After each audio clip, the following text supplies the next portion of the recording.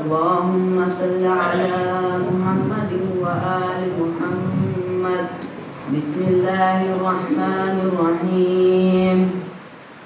اللهم إني أسألك وأتوجه إليك بنبيك نبي الرحمة محمد صلى الله عليه وآله.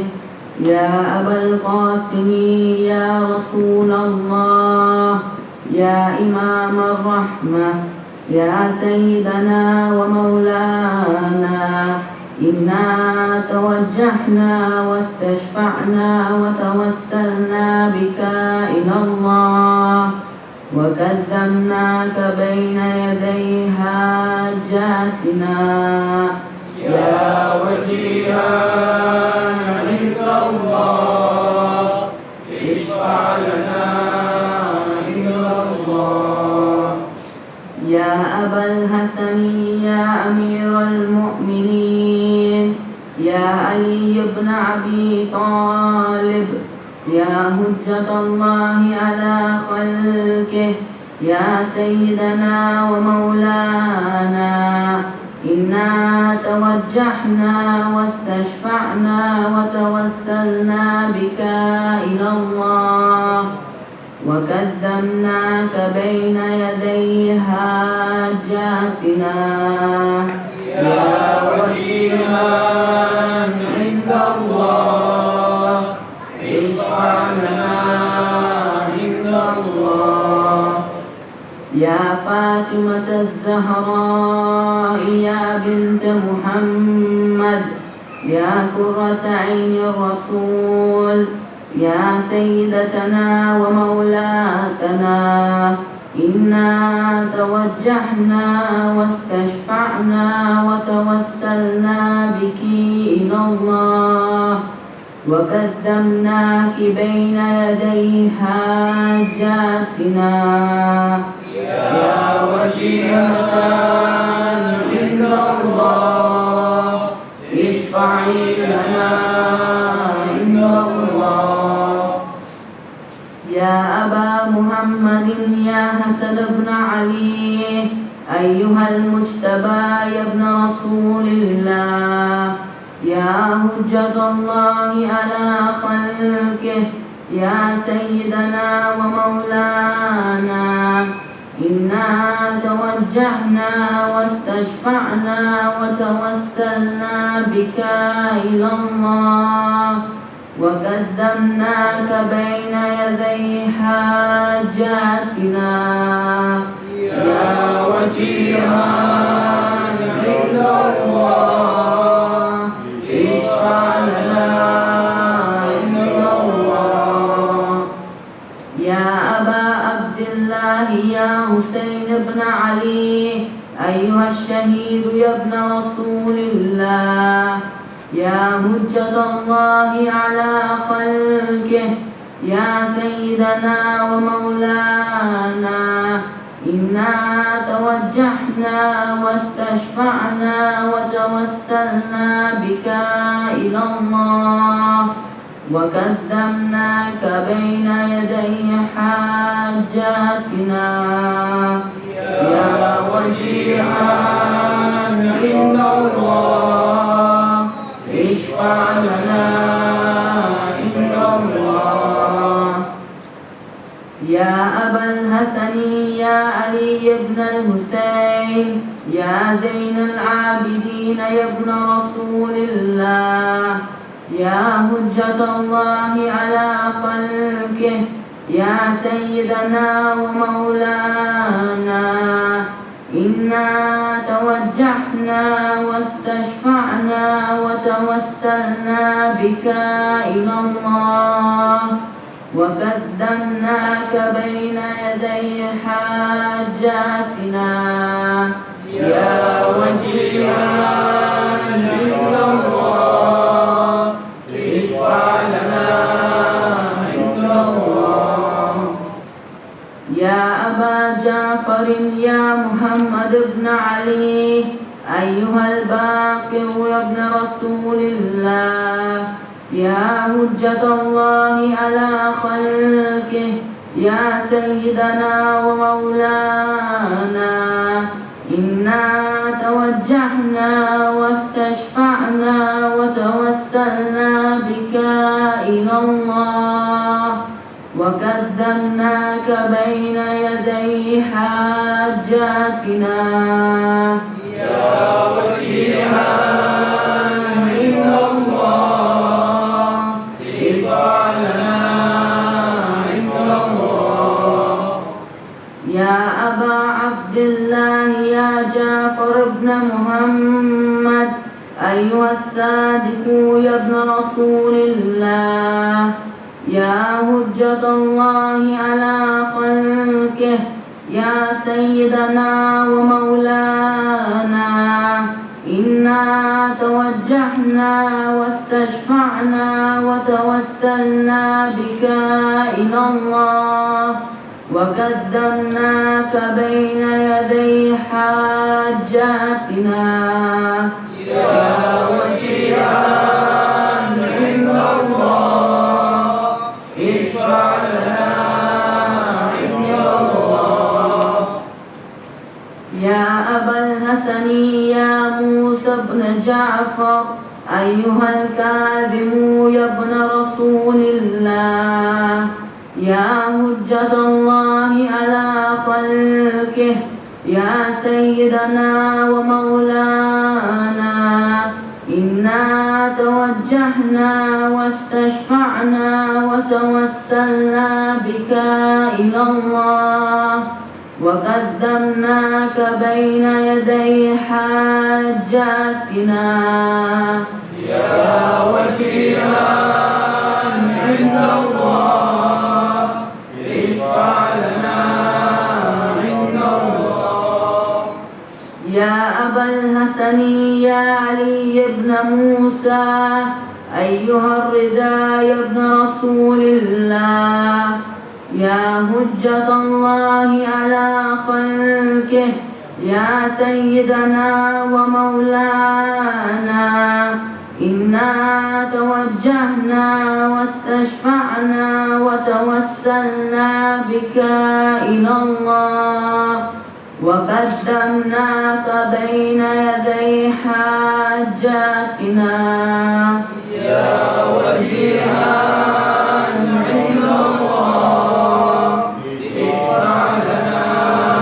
عند الله يا أبا جعفر يا محمد بن علي أيها التقي الجواد يا ابن رسول الله يا حجة الله على خلقه يا سيدنا ومولانا إنا توجهنا واستشفعنا وتوسلنا بك إلى الله وقدمناك بين يدي حاجاتنا يا وجيها عند الله اشفع لنا عند الله يا أبا الحسن يا علي بن محمد أيها الهادي النقي يا ابن رسول الله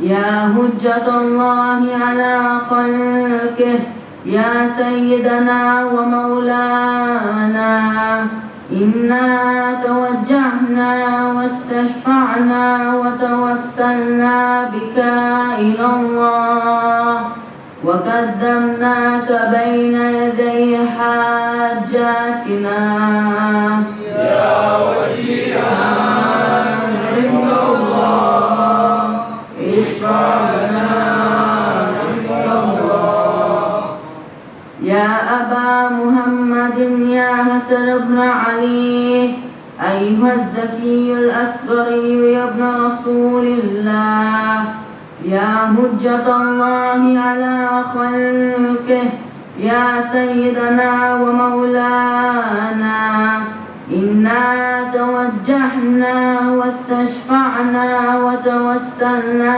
بك إلى الله وقدمناك بين يدي حاجاتنا يا وجيها عند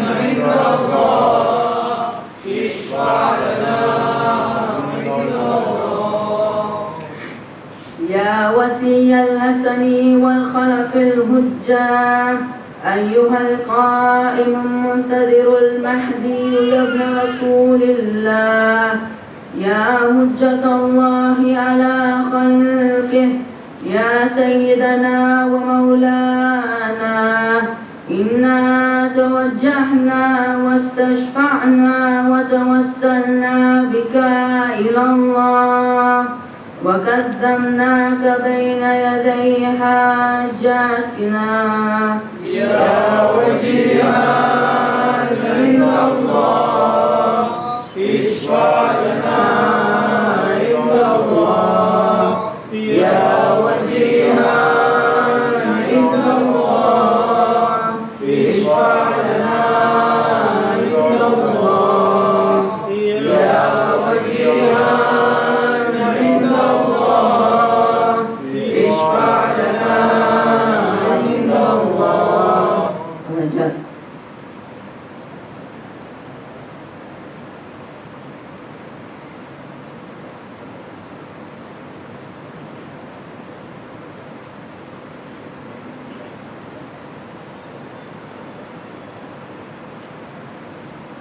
يا سادتي وموالي، إني توجهت بكم أئمتي وأدتي ليوم فقري وهاجتي إلى الله، وتوسلت بكم إلى الله، واستشفعت بكم إلى الله، فاشفعوا لي عند الله، واستنقذوني من ذنوبي عند الله، فإنكم وسيلتي إلى الله، وبحبكم وبقربكم أرجو النجاة من الله، فكونوا عند الله رجائي. يا سادتي يا أولياء الله صلى الله عليهم أجمعين، ولعن الله أعداء الله ظالميهم من الأولين والآخرين، آمين رب العالمين.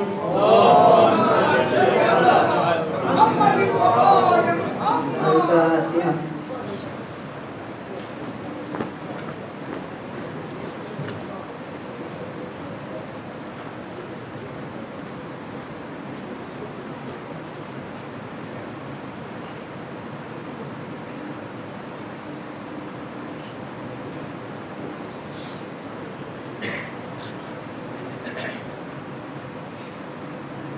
اللهم صل على محمد وآل محمد. بسم الله الرحمن الرحيم. يا علي يا عظيم يا غفور يا رحيم، أنت الرب العظيم الذي ليس كمثله شيء وهو سميع بصير.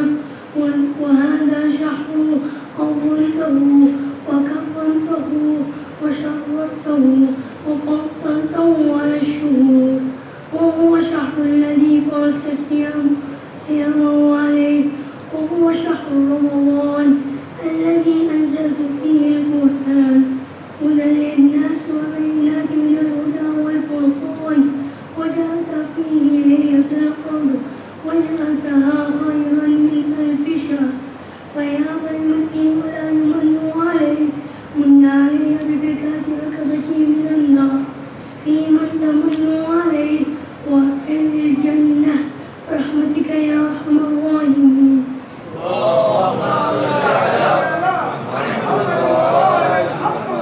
اللهم صل على محمد وآل محمد. بسم الله الرحمن الرحيم.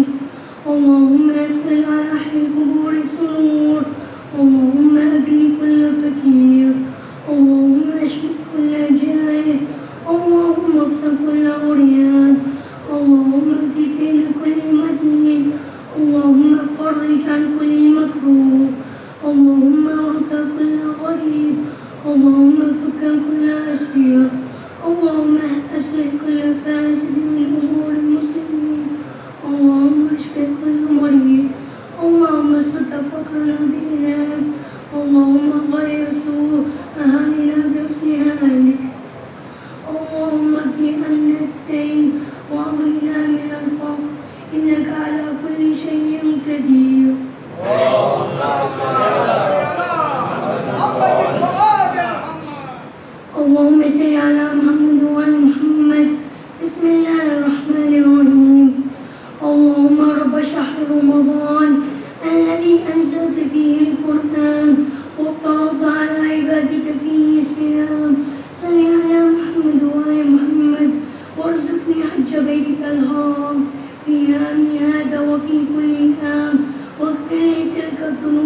الأعظام فإنه لا يغفرها غيرك يا رحمن يا علام. اللهم صل على محمد وآل محمد.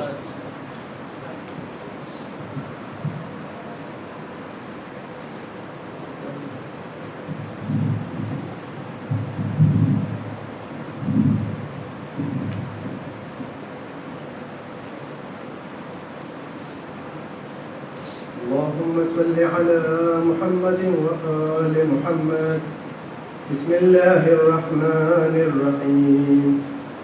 اللهم إني أفتتح الثناء بحمدك وأنت مسدد للصواب بمنك، وأيقنت أنك أنت أرحم الراحمين في موضع العفو والرحمة، وأشد المعاقبين في موضع النكال والنقمة، وأعظم المتجبرين في موضع الكبرياء والعظمة. اللهم أذنت لي في دعائك ومسألتك، فاسمع يا سميع مدحتي، وأجب يا رحيم دعوتي، وأقل يا غفور عثرتي.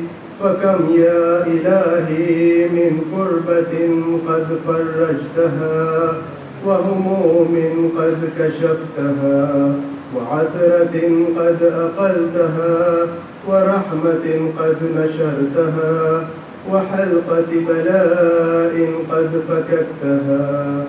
الحمد لله الذي لم يتخذ صاحبة ولا ولدا، ولم يكن له شريك في الملك، ولم يكن له ولي من الذل، وكبره تكبيرا. الحمد لله بجميع محامده كلها، على جميع نعمه كلها. الحمد لله الذي لا مضاد له في ملكه، ولا منازع له في أمره. الحمد لله الذي لا شريك له في خلقه، ولا شبيه له في عظمته.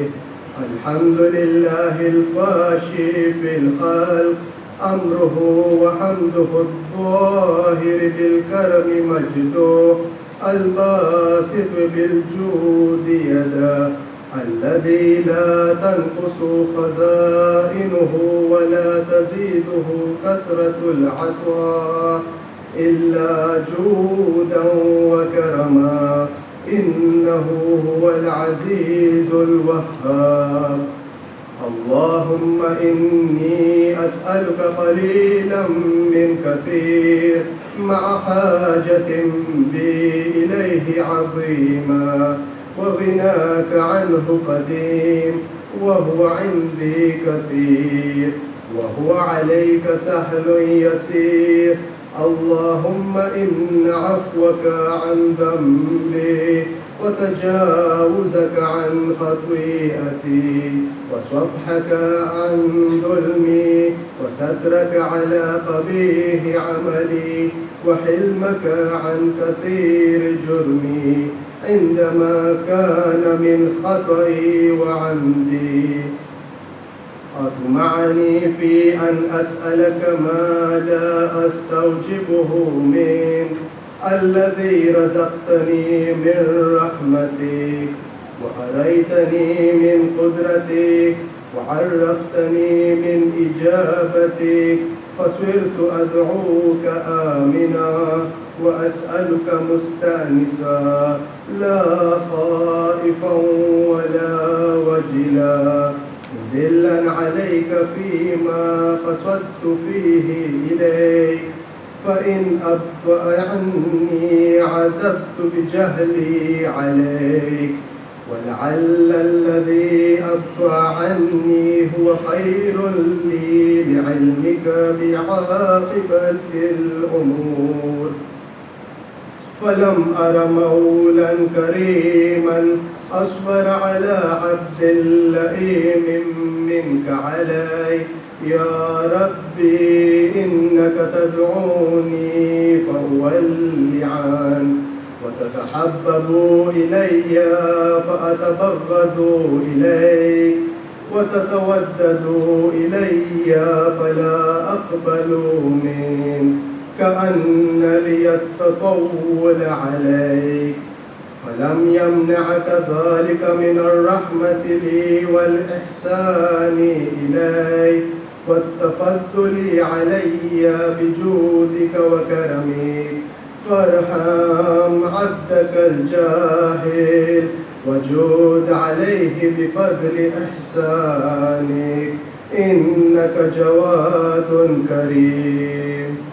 الحمد لله مالك الملك مجري الفلك مسخر الرياح فالق الإصباح ديان الدين رب العالمين. الحمد لله على حلمه بعد علمه والحمد لله على عفوه بعد قدرته والحمد لله على طول أناته في غضبه وهو قادر على ما يريد.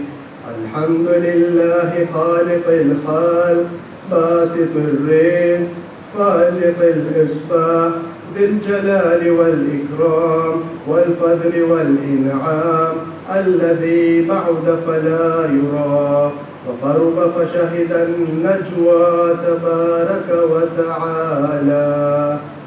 الحمد لله الذي ليس له منازع يعادله ولا شبيه يشاكله ولا ظهير يعاذده. قهر بعزته الأعزاء وتوادع لعظمته العظماء فبلغ بقدرته ما يشاء.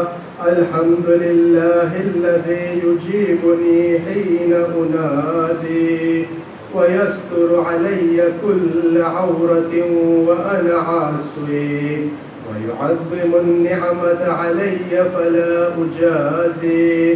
فكم من موهبة هنيئة قد أعطاني وعظيمة مخوفة قد كفاني وبحجة مونقة قد أراني فأثني عليه حامدا وأذكره مسبحا. الحمد لله الذي لا يهتك حجابه ولا يغلق بابه ولا يرد سائله ولا يخيب آمله. الحمد لله الذي يؤمن الخائفين وينجي الصالحين ويرفع المستضعفين ويدع المستكبرين ويهلك ملوكا ويستخلف آخرين. والحمد لله قاسم الجبارين مبير الظالمين مدرك الهاربين نكال الظالمين صريخ المستصرخين موضع حاجات الطالبين معتمد المؤمنين. الحمد لله الذي من خشيته ترعد السماء والسكانها وترجف الأرض وعمارها وتموج البحار ومن يسبح في غمراتها. الحمد لله الذي هدانا لهذا وما كنا لنهتدي لولا أن هدانا الله. الحمد لله الذي يخلق ولم يخلق ويرزق ولا يرزق ويطعم ولا يطعم ويميت الأحياء ويحيي الموتى وهو حي لا يموت بيده الخير وهو على كل شيء قدير. اللهم صل على محمد عبدك ورسولك وأمينك وصفيك وحبيبك وخيرتك من خلقك وحافظ سرك ومبلغ رسالاتك، أفضل وأحسن وأجمل وأكمل وأزكى وأنمى وأطيب وأطهر وأسنى وأكثر ما صليت وباركت وترحمت وتحننت وسلمت على أحد من عبادك وأنبيائك ورسلك وصفوتك وأهل الكرامة عليك من خلقك. اللهم وصل على علي أمير المؤمنين ووصي رسول رب العالمين، عبدك ووليك وأخي رسولك وحجتك على خلقك وآيتك الكبرى والنبأ العظيم. وصل على الصديقة الطاهرة فاطمة الزهراء سيدة النساء العالمين. وصل على سبطي الرحمة وإمامي الهدى الحسن والحسين سيدي شباب أهل الجنة. وصل على أئمة المسلمين علي بن الحسين ومحمد بن علي وجعفر بن محمد وموسى بن جعفر وعلي بن موسى ومحمد بن علي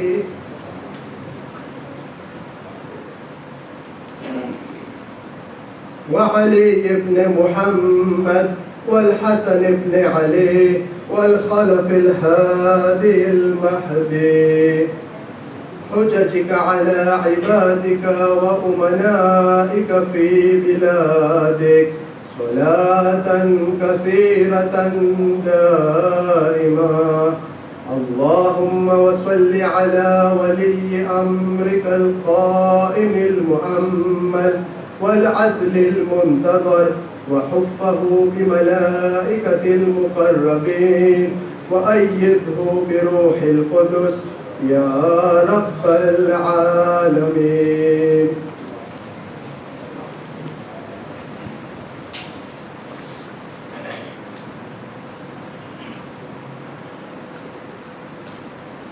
اللهم اجعله الداعي إلى كتابك والقائم بدينك، استخلفه في الأرض كما استخلفت الذين من قبله، مكن له دينه الذي ارتضيته له، أبدله من بعد خوفه أمنا يعبدك لا يشرك بك شيئا. اللهم أعزه وأعزز به وانصره وانتصر به وانصره نصرا عزيزا وافتح له فتحا يسيرا واجعل له من لدنك سلطانا نصيرا. اللهم أظهر به دينك وسنة نبيك حتى لا يستخفي بشيء من الحق مخافة أحد من الخلق. اللهم إنا نرغب إليك في دولة كريمة تعز بها الإسلام وأهله وتذل بها النفاق وأهله وتجعلنا فيها من الدعاة إلى طاعتك والقادة إلى سبيلك وترزقنا بها كرامة الدنيا والآخرة. اللهم ما عرفتنا من الحق فحملنا وما قصرنا عنه فبلغنا. اللهم المم به شعثنا واشعب به صدعنا وارتق به فتقنا وكثر به قلتنا، وأعزز به ذلتنا، وأغني به عائلنا، واقض به عن مغرمنا، واجبر به فقرنا، وسد به خلتنا، ويسر به عسرنا، وبيض به وجوهنا، وفك به أسرنا، وأنجح به طلبتنا، وأنجز به مواعيدنا، واستجب به دعوتنا، وأعطنا به سؤلنا، وبلغنا به من الدنيا والآخرة آمالنا، وأعطنا به فوق رغبتنا يا خير المسؤولين وأوسع المعطين. اشف به صدورنا، وأذهب به غيظ قلوبنا، واهدنا به لما اختلف فيه من الحق بإذنك، إنك تهدي من تشاء إلى صراط مستقيم. وانصرنا به على عدوك وعدونا إله الحق آمين. اللهم إنا نشكو إليك فقد نبينا صلواتك عليه وآله، وغيبة ولينا، وكثرة عدونا، وقلة عددنا، وشدة الفتن بنا، وتظاهر الزمان علينا. وصل على محمد وآله، وعنا على ذلك بفتح منك تعجله، وبضر تكشفه، ونصر تعزه، وسلطان حق تظهره، ورحمة منك تجللناها، وعافية منك تلبسناها، برحمتك يا أرحم الراحمين.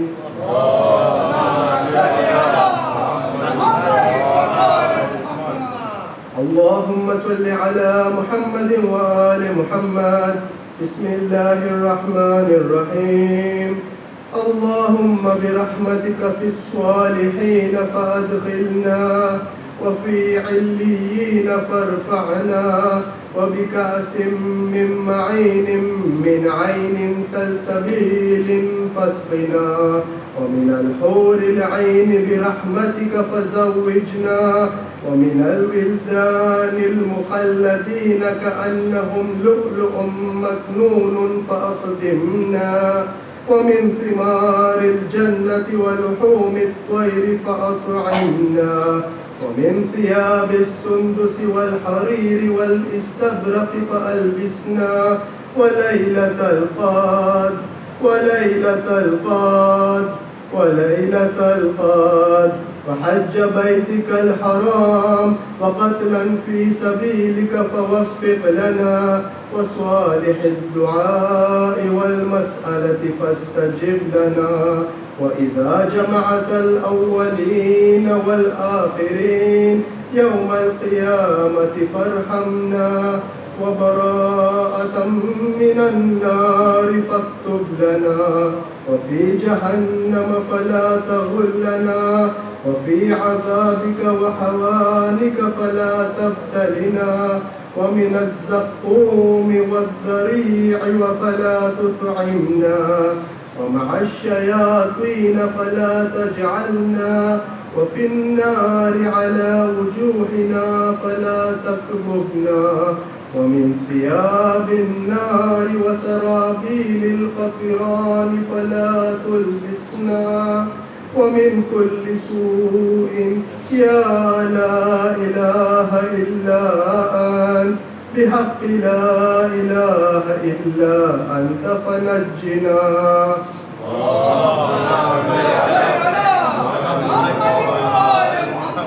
أعوذ بالله من الشيطان اللعين الرجيم.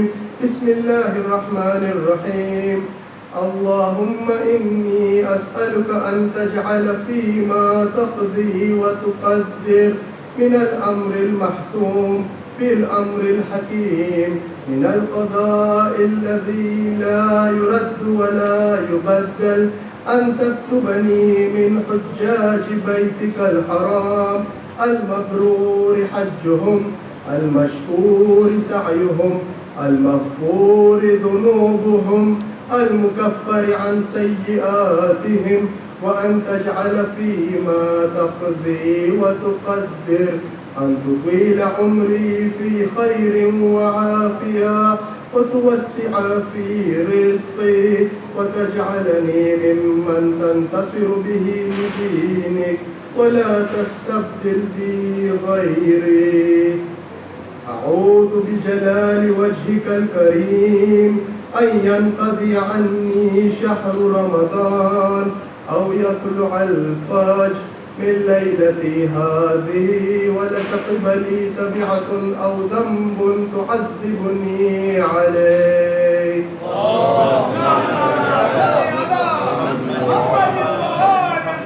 سورة البركة الفاتحة.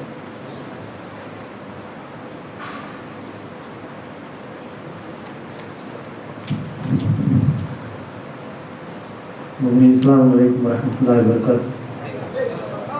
Tomorrow night being the 19th night and Ziyarat night, one of the Shab-e-Qadr nights, we shall inshallah start the program with Dua Iftitah at 8:45 p.m. આવતીકાલે 19 મી રાત હોવાથી શબ-એ-ઝરબત ની રાત અને એક શબ-એ-કદર ની રાત હોવાથી આપણો પ્રોગ્રામ ઇન્શાઅલ્લાહ 9:45 વાગે દુઆ ઇફ્તિતાહથી શરૂ થશે. મુહમ્મદ વ આલે Muhammad સલવાત.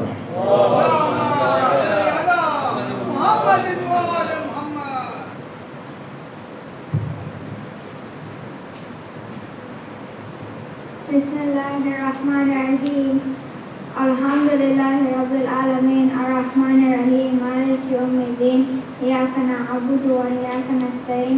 Ihdinas siratal mustaqim. Siratal ladzina an'amta 'alaihim ghairil maghdubi 'alaihim waladdallin.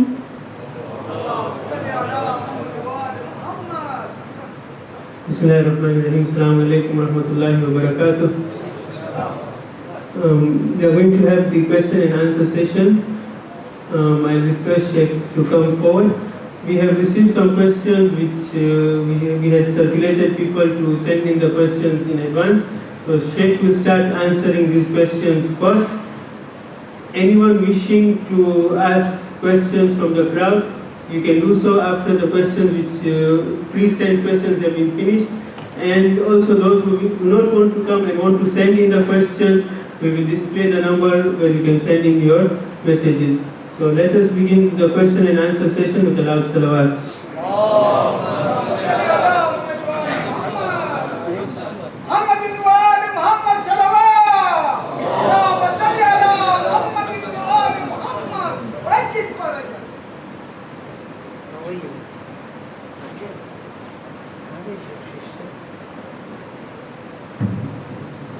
أعوذ بالله من الشيطان الرجيم بسم الله الرحمن الرحيم الحمد لله رب العالمين والصلاة والسلام على سيدنا ونبينا وطبيب نفوسنا وحبيب قلوبنا أبي القاسم محمد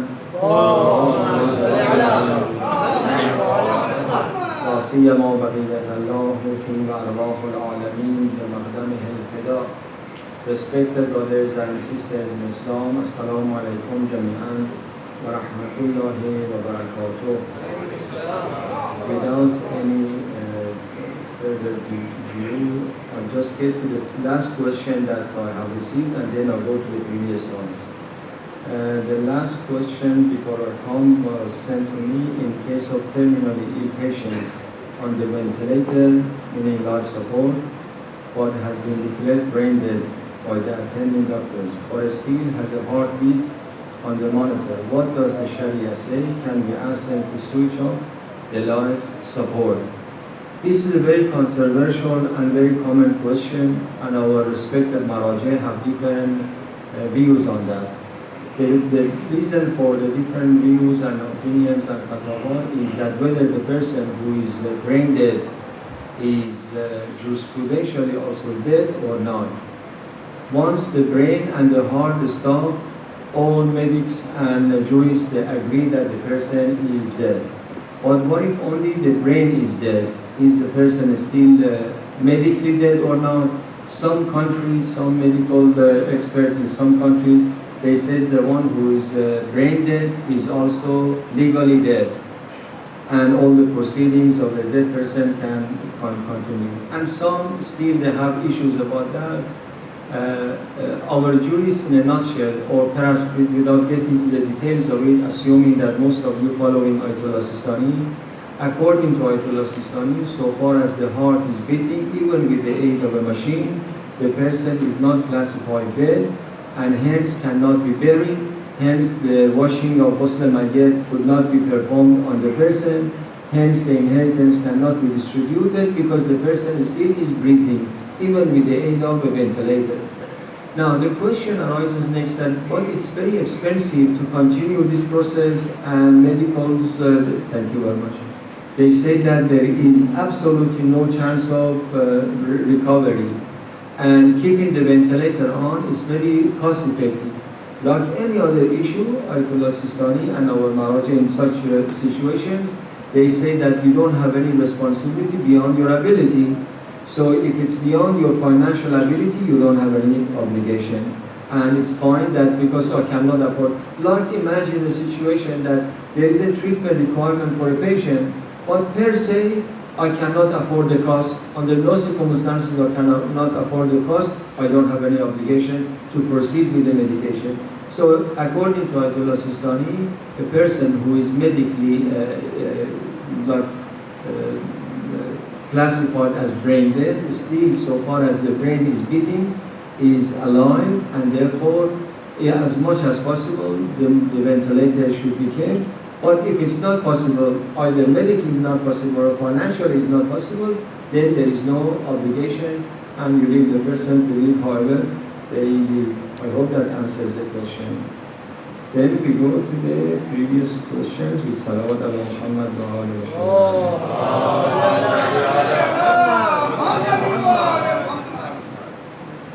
The first question, is it advisable to some of the questions may sound political, but I read them without any prejudice or censorship. Is it advisable to host sports events, tournaments, and other related activities during the nights of Mahe Ramadhan? I wanted to bring my laptop, but I said I can manage from my mobile, inshallah. So the question is clear. During the nights of the Mahe Ramadhan, is it alright to run tournaments, sport activities, anything? There are two answers to this question, two answers. First is jurisprudentially, there's no problem. Any faqih you ask, jurisprudentially, even in the night of 21st of Mahe Ramadhan, cannot go and play a sport, it's not haram. No marja says that it's haram. So jurisprudentially, the answer is very clear. However, always comma, however, the nights of Mahe Ramadhan, if not holier than the days of the month of Ramadan, they are not less holy as the days of the month of Ramadan. The humble request that this elderly Sheikh has to the youngsters, understanding that they like to play sport and all these things, and no one is against like sport and physical activities, but make the nights of the Mahe Ramadhan more for better things to do, if possible. If not the whole nights of the month of Ramadan, at least some of you want to play a sport once a week, maybe not every night of the month of Ramadan. So morally, spiritually, it is to your advantage and benefit to sanctify the nights of the Mahe Ramadan as you sanctify the days of the Mahe Ramadan. Jurisprudentially, as long as you are not sinning, a mere sport is fine and there is no problem with that. I won't, inshallah, answer briefly in case there is more questions so that we are not running short of time. Second question, is khums wajib on a widow? Khums is wajib on anyone who has a saving surplus of the saving after one annual expenses. Widow or not widow, child or adults, according to Ayatollah Sistani, male or female, is not an issue. So whoever, after 1 year of expenses, at the end of the financial year, still they have any saving, khums applies on the saving, whoever the person may be. Question 3, what is the ruling for bank interest? Is it only haram to negotiate on interest rate with a Muslim bank, or any sort of interest is haram?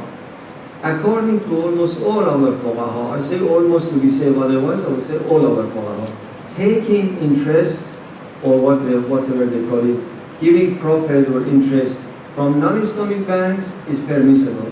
We have a principle in our faith, أَلْزَمُوهُمْ بِمَا أَلْزَمُوا بِهِ أَنفُسَهُم. You can apply the principle that they have obligation, that they have obliged upon themselves. A non-Islamic bank, you are putting your money in it, and they have obliged themselves to give you some interest, some profit, whatever they want to name it, that's fine. Because the stockholders or the stakeholder of the bank, the shareholders of the bank are not Muslims. Therefore, taking it from them is not doesn't have any problem. But giving interest to them is the issue and has a problem, whether Muslim bank or non-Muslim bank. So giving interest is haram and goes under the ayat of the riba. There are some technical, how can I say, correction justifications that justifies giving the interest. Like, for example, you want to mortgage a house. There's no any other way for you to purchase a house or open a business or purchase a car unless you take a loan from the bank. Whether the bank is Islamic bank or non-Islamic bank, they are charging you interest to return the money. And there is no any other way for me to have that lump sum to buy the house, for example. What is the solution? Different manajid, they have different solutions for that. The solution of Ayatollah Sistani is the following, that you take the whole loan from the bank without intention of giving it back, giving any interest back. Although if they force and they deduct the interest from your account, that is not something that you willingly get, okay? So this is about the issue of interest. Negotiate, of course, negotiate. I always mention even on that you take money from them and they charge you interest. Try to take as little as possible and make it as flexible as possible, so that the sooner you pay off your loan, the better it is. Question number 4. Please concentrate your lectures on the raging controversy of Tawwasul, the doubts on Ziyarat or Ashura. The core of Shia beliefs are raised by so. I don't mention any name here. So we need clarification on these, as it is confusing a lot of people. Now, when I was in Nairobi, the last few nights of my stay in Nairobi, I was invited for Iftitah, and a brother came to me and really asked almost the same question or the same suggestion. I said to him that, have you been coming to the center? He said, no, unfortunately I won't. He said, because I live far. I said, by the way, the Allah is streaming it as well. He said, yes, but unfortunately I haven't watched it either. I said, brother, I cannot help it if you don't listen to me. If you don't come to the center, you don't listen to any scholar. But if you are really interested, from the beginning of the Mahe Ramadhan, I have been talking on this issue. I'm fully aware of what is going on. I'm fully in touch with the community throughout the year. And if not more than most of you, not less than you, I'm aware of all these controversies because it's part of my job. And that's why I decided this year, I thought that it's an obligation on me to address this issue. 15 nights in Nairobi, I was talking about that. The lectures, programs are available on SAG Nairobi. And I started continuing it here also as well, as much as I have time and it's possible for me. On the condition that you attend, on the condition that you watch, on the condition, on the top of that still, you have any questions, come and talk to me in person. Just sitting in your gathering and talk about it doesn't solve the problem, inshallah. Sallu ala Muhammad wa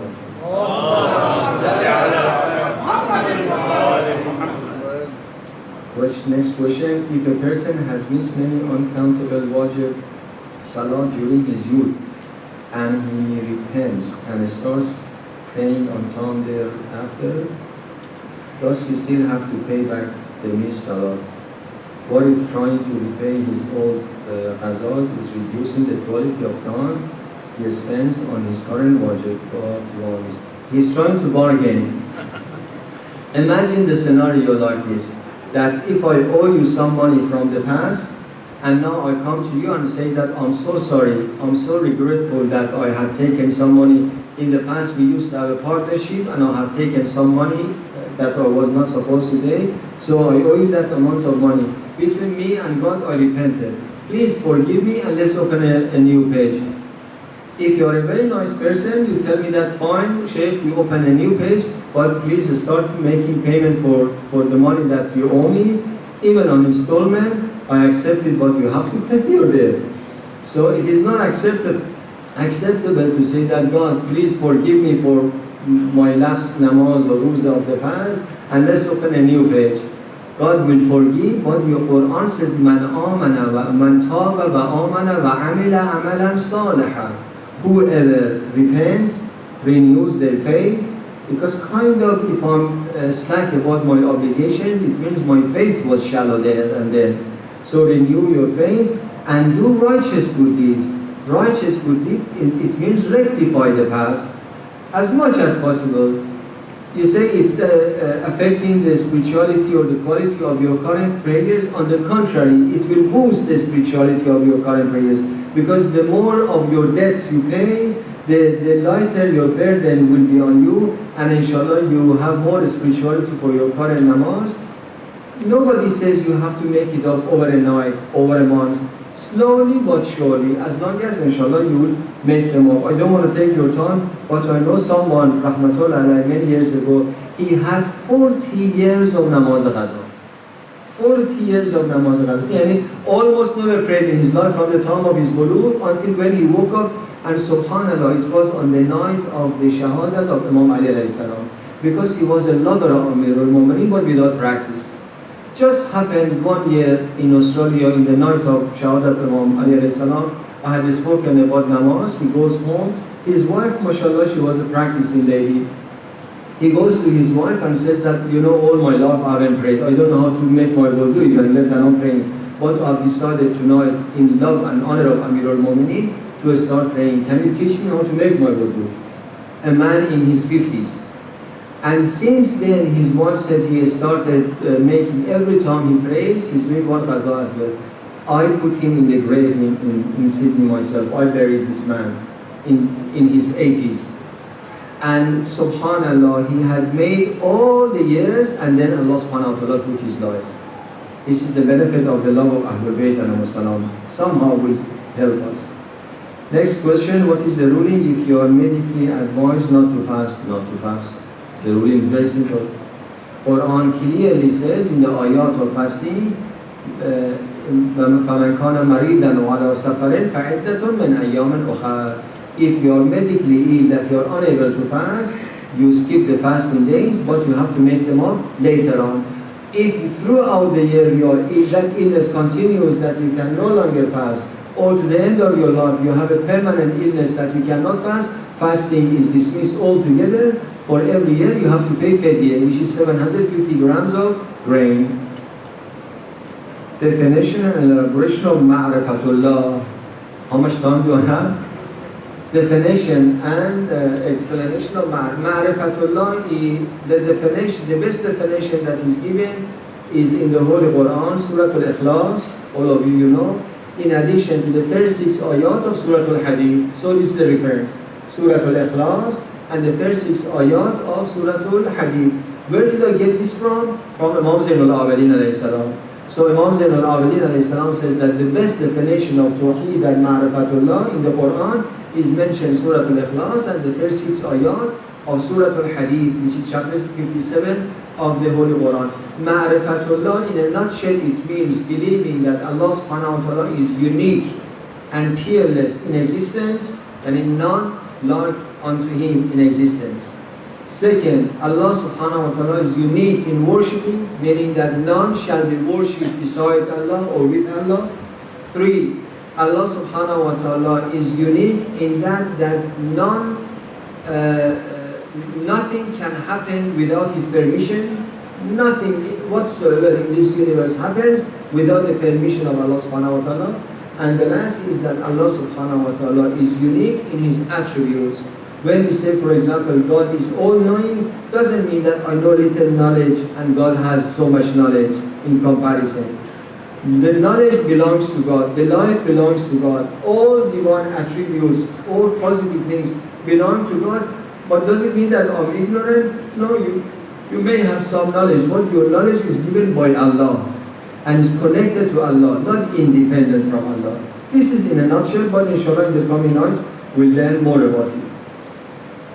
I had heard reciting Surah Mulk on the four corners of the grave of a deceased before burial reduced the punishment of the grave. Yet, I don't see people practicing it before burial. Is the valid hadith?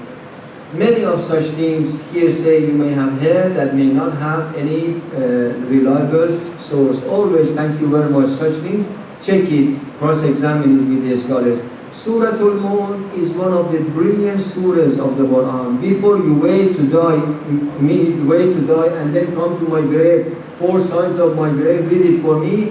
Let us read it for ourselves, as inshallah I do usually. Every night read Surah Mulk and gift it to yourself for after your burial, for your alam al-barzakh. One of the benefits of Surah Al-Mulk is that inshallah it will lift the pressure of the grave from us. Pressure of the grave, it means the punishment in barzakh will be lifted inshallah once we read Surah Al-Mulk and act upon it. Yes, after the burial also, even when you go to Qabristan and you visit your marhumin, it is mustahab after 7 times Surah Qad to also recite Surah Mulk, Surah Yasin and such so on. It is possible. Surah Mulk is very recommended, but to say that reading it on the four corners of the grave, and I'm telling you that I have almost read all the ahadith about the rewards of Surah Mulk in the Shia and Sunni books of hadith, because I was working on this and I have memorized Surah Mulk to add it to my spiritual diet. I have not so far come across such hadith. Number 9, and how can we increase our ma'rifatullah? Number 1, increase of ma'rifatullah is through the knowledge. Get to know more about Allah subhanahu wa ta'ala and divine attributes. The second is that be more conscious of the blessings that Allah subhanahu wa ta'ala has given you. The Almighty God says, in tashkurullah yashkurkum, or what's that ayah that Allah subhanahu wa ta'ala, Allahu Akbar, that if you are grateful, God will azidan in shakartum la azidannakum. If it is in shakartum, it means that if you appreciate me, appreciate things that are given you, I will increase, multiply your ma'rifah as well. Things between you and God, relation between you and God will improve. And also in the way that you live your life, open your eyes. Always remember that you are never alone. God is always with you. When you are out of a deadlock, an exit came, blessings come to you in any way, form or shape, make sure that you see from Allah subhanahu wa ta'ala. This will increase our relation. Supplications, dua, namaz, and all these different avenues are to strengthen and better our relation with Allah subhanahu wa ta'ala. It's a process. I usually say the process to Allah subhanahu wa ta'ala is going through the stairs, not the lift. It's a process. It takes time, slowly but surely, inshallah. And the second last question, the current generation of kids are far less mature than the older generation. That's an assumption, of course. Yet, the age of becoming baligh for a girl is still 9 years of age. At this age, if they can't fast or they cheat in their fast without the knowledge of their parents, how is the repayment done? I answered this part of it. I'm not sure if you are less mature, maybe more mature and more knowledgeable. You'll be surprised how much your children know at the age at that age you didn't know. But anyway, let's argument accept this one. The principle is that whether a child or an adult, if you are unable to fast, وَعَلَى الَّذِينَ يُطِيقُونَهُ فِدْيَةٌ طَعَامُ مِسْكِينٍ. Quran says, whoever cannot afford physically, yani health-wise, age-wise, or however they cannot afford fasting, they are not fit to fast, or exempt. Quran says give fidyah. Whether a 9-year-old girl or a 70-year-old lady, man, or whoever, or in between. So the issue is about ability or not ability. It doesn't matter how old. And if they cheat at that young age, the answer is that according to Ayatollah Sistani and most of our marajah, later on, first of all, what you don't know, you don't know. But she knows herself, he knows himself. If I may tell you this, I was not baligh, I was not baligh also, but I confess here for the first time, and you're maybe recording it as well. As a non-baligh, I remember a couple of times I cheated as well. I was fasting and it was hot summer day. in Iran, and noon time I was very thirsty. I just, without mom noticing, went to the kitchen and had a sip of a drink. Not while I was definitely, I remember, under the age. Boys don't. I don't have any obligation to make it up later on because first of all I was not baligh. But even boys and girls, just at the beginning of that age, obviously there is leniency for them. There is no kafara. As they get older, they have to make it up. But the law does not change like this. You know, no one, it's a common sense. If there is a sign on the road that the speed limit is, let's say, 60, 50, no one will change the sign in the middle of the night to say, oh, there's no traffic now. Why should I drive speed 60? Still, if there is a police, will fine you. The law does not change like this because of, I think that the law changes based on your ability in Islam. And the last question, in the month of Ramadan, after the Fajr or Zuhr prayers, if a person gets in the state of Janaba in his sleep, does he have to perform the ghusl right after, or he can just wash up, go back to sleep, and do the full ghusl anytime before the next salat time? Ghusl Janabat on itself is mustahab, is not wajib. Ghusl Janabat becomes wajib for prayer, for namaz. Therefore, if after Fajr time, of course before Fajr has a different ruling, but after Fajr, if the person after morning prayer went to bed and happened to have a wet dream and became junub, in that sense of wet dream, of course we are talking about, and became junub, has no obligation to do the ghusl until then for namaz zuhr. If it was after namaz zuhr, as he went to bed, slept and had a wet dream, he has no obligation of the ghusl until for namaz maghrib and isha, and his fasting is in order because it wasn't voluntary. That was the questions that I received. If there is any more, please. Bismillah. Anyone from the gents before I go to those which we have received over here? Please come. Yeah, if you come to the mic, it's okay.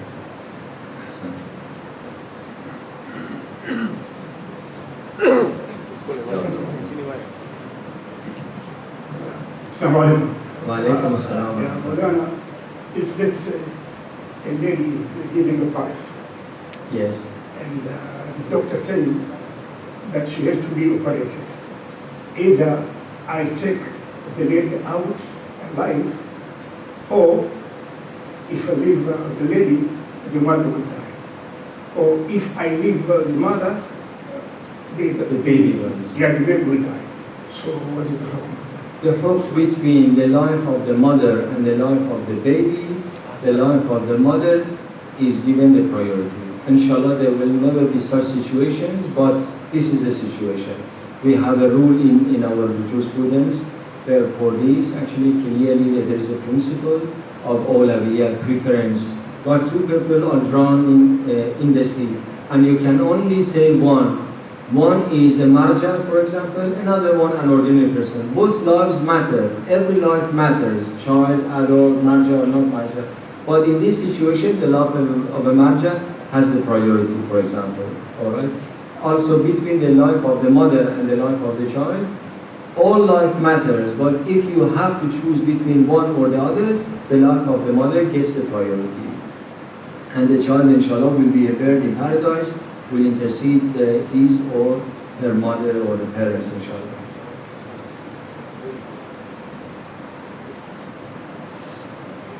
Any other question?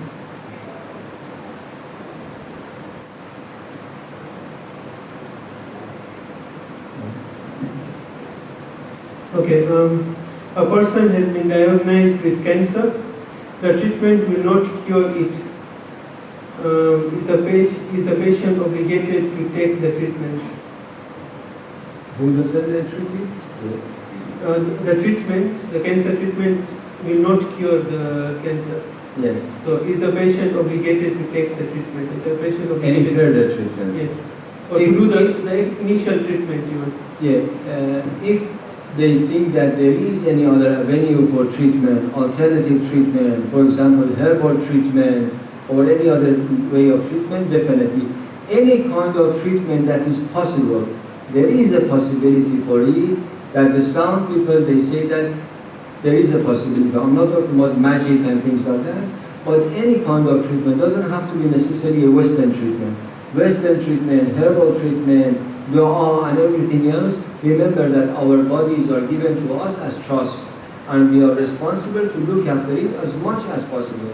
So if I fall sick, I have an obligation to treat myself in any way, form or shape, Western medicine or otherwise.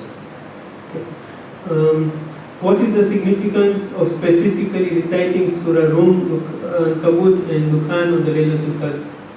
If you read the meaning of the surahs, you will see, as for Surah Dukhan, the beginning of the surah speaks for itself, because it's talking about Laylatul Qadr, Inna anzalnahu fi laylatin mubarakah.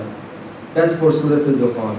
And usually in every of these three surahs, there are only few ayat that are essential. But because it comes with the package of the surah, it seems that we are instructed, recommended to read the whole surah, not just pick from what we want in the ayah. So in Surah Al-Dukhan, I mentioned in the beginning of it, the same in Surah Ankabut. The beginning of Surah Al-Ankabut starts after the issue of thing. It starts with this about the trial in this world. أَحَسَبَ النَّاسَ أَنْ يُتْرَكُوا أَنْ يَقُولُوا آمَنُوا وَهُمْ لَا يُفْتَنُونَ. Because Laylatul Qadr is the night to remind us that you are being tried and tested in this world. So the message that Surah Al-Ankabut has for us, remember that Allah subhanahu wa ta'ala is not going to accept lip service from you, from me, from anyone else. In Laylatul Qadr, you need to commit yourself to practice Islam. Surah Al-Rum, there are numbers of ayat are found that are related to Laylatul Qadr. In fact, in Nairobi, I was touching on some of those ayat in Surah Al-Rum that are very much related. But inshallah, if there is time, I will repeat it in the night of the main night of Qadr or in the night of Qadr for you as well. Allow me not to sell all my products now, so that I can get some customers for the night of Qadr. In yesterday's majalis, you said if someone is close to Allah, they get superhuman abilities. If that is the case, then there are such things as superheroes, and how do you get that close to Allah to get special powers? Superheroes, there is a difference between awliyaullah as superhumans that we are talking about, and superheroes if they mean, for example, in a sport and such. Is that what they mean? In athlete, for example, someone has extraordinary ability. This extraordinary ability, as I said, any ability that you and I have is a gift from Allah subhanahu wa ta'ala. Is given by Allah subhanahu wa ta'ala. However, Allah subhanahu wa ta'ala has given ordinary people to certain level, even superheroes, even, magicians and things, those who have, through certain asceticism, they gain something. Let's say I haven't met them, but accepting the assumption that there are some hermits, for example, some Hindu hermits, that through certain asceticism, they are able to do certain extraordinary acts. All of these, you can never compare them with the karamat and the miracles of awliyaullah.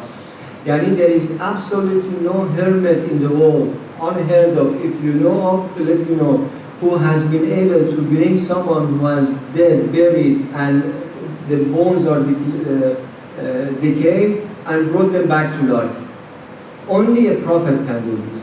This is what we mean by godly act. Yani godly act is by far supersedes any level of superheroes or hermits or magicians or things like that.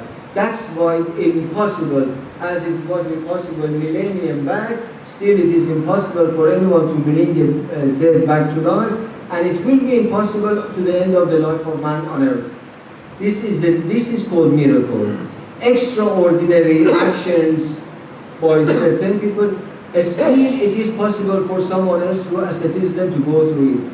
But miracles that we are talking about for Anbiya and Awliya, it is not possible to gain them through practices, through disciplines, because it's a divine gift to certain people, and Quran refers to them as ayah. It's a sign of God. Miracle that we refer to as miracle mu'jizah in the Quran is referred to as ayah. Ayah means the sign of God. Because it is the Son of God, impossible for anyone to duplicate it. Neither in the past, nor present, nor future. So no comparison between the miracles of Anbiya and Awliya with extraordinary actions of certain people who through asceticism they will gain them. Okay.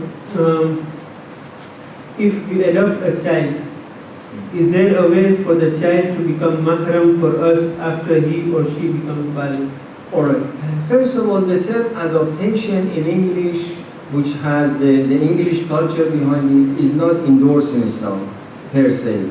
Because I had a program live on this issue and we had some solicitors with us. Adoption as the legal term in English is concerned does not exist in Islam. Why? Because adoption, it means that you bring a child whose parents are different than you and you change the name of the child and you claim that this child is my child, and enjoys all the inheritance and everything else, and on their IDs also shows that your surname and everything else. Islam does not endorse this one because obviously you don't have any blood relation, this child is not yours and has his own parents. Put that legal definition of adoption aside. Is it acceptable in Islam to bring a child, sponsor a child, an orphan, look after them, treat them not as a stepson and be like a stepfather for them? Absolutely acceptable and recommended as well. The only difficulty sometimes and often is the issue of mahram, no mahram. And there are some treatments for that. Usually the younger the child is, the easier it is to fix the issue of mahramiyah. Sometimes, for example, if the child is under the age of weaning, that is under the age of 2, and for example, the stepmother of this child that they are bringing the child home, either herself, like for example, has milk, or her sister is having a baby and has milk, and her sister is breastfeeding this child, then this stepmother becomes the auntie of the child and mahram to the child if he is a boy. For the girl also there are other treatments. So yes, there are some jurisprudential treatment. Sometimes it's very difficult and there is no treatment the older the child is. But usually there are treatments to make the issue of the mahramiyah as well.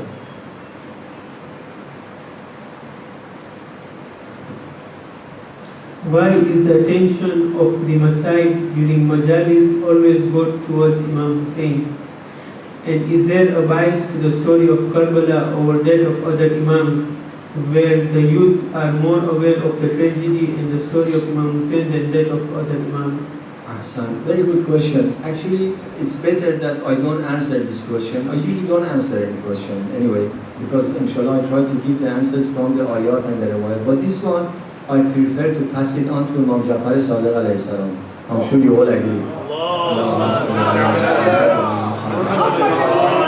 Someone with the name of Abdullah al-Hashimi came to Imam Ja'far Sadiq alayhi salam and had the same concern and question. Imam Sadiq alayhi salam gives this answer in a nutshell, and I'm paraphrasing it, that the Imam says, look, whether you recite masab of our grandfather the Prophet, my masab or my children, we are all the same, nur wahid. أولنا محمد، أوسطنا محمد، آخرنا محمد، كلنا محمد، صلوا على محمد.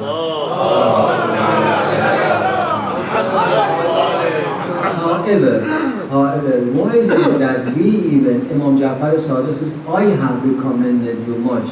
Even at my burial, recite masab of my grandfather Imam Hussein alayhi salam. At my burial, you are burying me, Imam Ja'far Sadiq says, recite masab my grandfather Imam Hussein. Imam al-Baqir had written in his will for 1 year over my grave, recite masab my grandfather Imam Hussein alayhi salam. Isn't it strange that this is my masab? Although all of them were shaheed. Imam Ja'far Sadiq alayhi salam says, when it comes to the issue of our mazlumiyah, our oppression, you take the example of us who has been oppressed more than anyone else. And who on earth has been oppressed more than Imam Hussein alayhi salam? It was only our grandfather Imam Hussein alayhi salam who was beheaded in Karbala. It was only Imam Hussein that they slaughtered his baby at his bosom. It was only Imam Hussein that they killed his son Ali Akbar in front of his eyes, and Imam goes on. So when it comes to the issue of the martyrdom, you take the one that had suffered the most. So I don't have really the heart to mention that. I don't have the heart. Accept this as majlis, inshallah, if you may.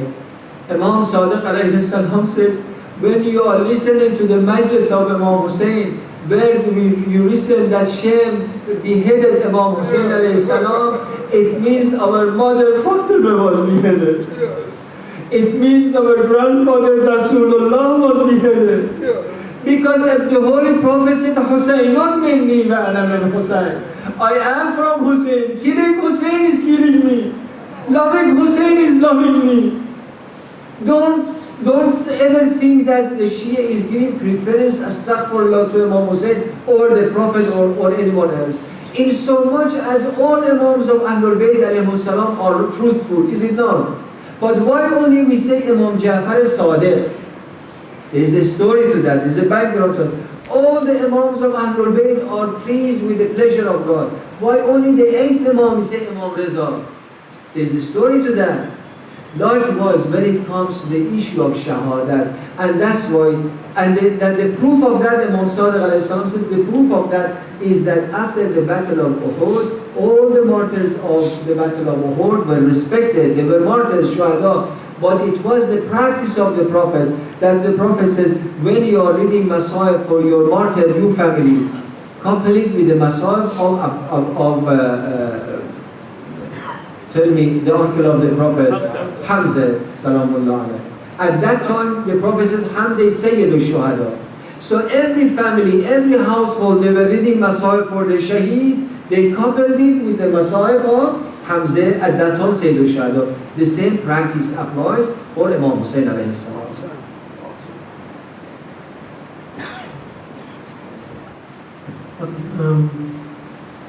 Why do we combine our Dhuhr and Asr, Maghrib and Isha every day?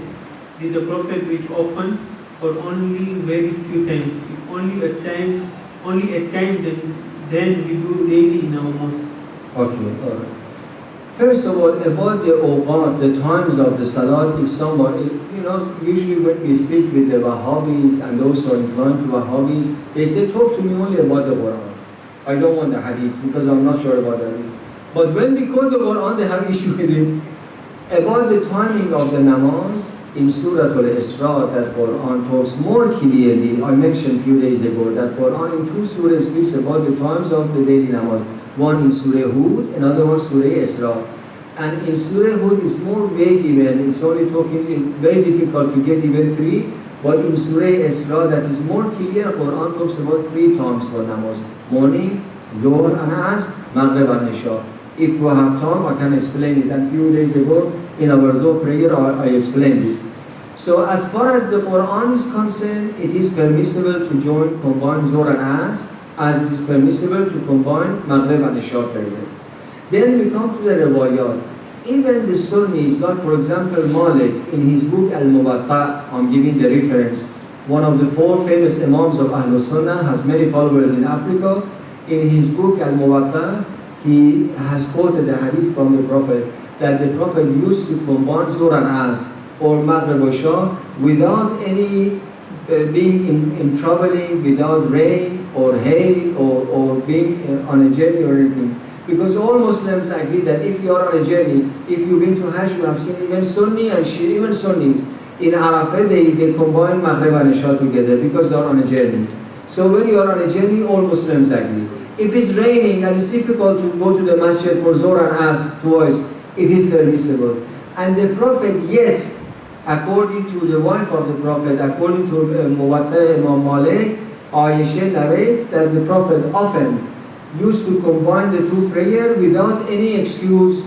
He was at home, it was not raining or anything. And when the Prophet was asked, Ya Rasulullah, why do you combine the prayers? The Prophet says, so that it does not make it difficult for people. People, they don't think that it's an obligation to go 5 times for namaz. It is possible and permissible to go 3 times. Other than that, this is as far as the jurisprudence is concerned. However, as Shia, we don't say that you must combine. Separation is also possible. If it's possible, and inshallah, and during the Zohr sandwich, I will mention about the preference for that, the fazila for that. The fazila is to do your nafile namaz as at least, and then you do namaz as. I agree that as Shia we are a little bit lazy even with Jama'ah prayer. We have to admit this, we have to improve this. We are lazy in separating the namaz, but it is not that it's not correct and it has to be separated. According to the Shia standard and Sunni standards, both separation or joining are permissible. Okay, this will be the last question. There are quite a few. Inshallah, we'll organize another session. Inshallah. It is said that Allah has given us free will. On the contrary, it is also that Allah's plan is the best and the wisest for us, better than our own plans. So how and to what extent is our free will? MashaAllah, this question itself needs the rest of the night. Speaking about free will and determinism, definitely over the night is not known. But I give you a very simple answer with an example so that inshallah we save our time. We have free will and at the same time God is the best planner. God has planned something for my life. God has two types of plans for me. One is a fixed plan, another one flexible plan. The fixed plan is that God has determined which day or not. Eventually Sheikh Leghaei is going to die. No matter how much charity he gives, no matter how much salatul rahim, no matter how much treatment, at the end of the day, because I'm a mortal being, time will come, I have to expire. This is a fixed plan of God. Flexible plan is there for me whether I take advantage of that or not. The flexible plan, for example, is for me to die next month, unless he gives charity. To die unless he meets his brother, I don't know, family, bond of relation, unless he seeks treatment. See, so the flexible plan is subject to my action. The fixed plan is fixed. That's the reconciliation between our will. So our will, our free will is within the flexible plan of God, not the fixed plan. And if you remember this, when we talk about how come that Imams of Ahlul Bayt, some, if they have the knowledge of the unseen, they did not prevent their deaths and their martyrdom, this is also an answer to that as well. Inshallah, we'll talk about it. Hassan, thank you very much, Sheikh. Can you all have a loud salat, please?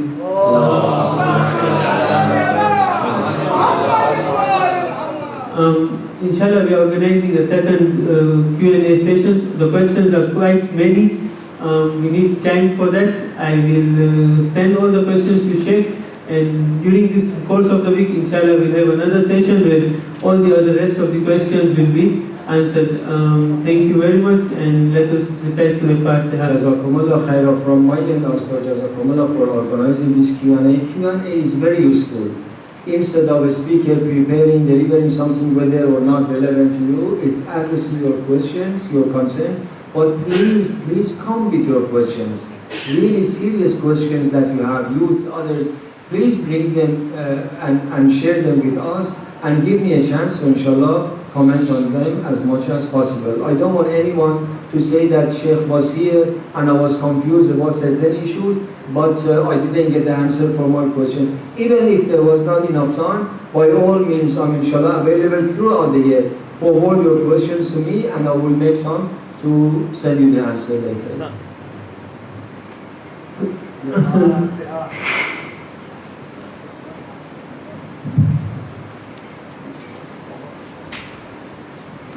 Tawwasul Ziyarat.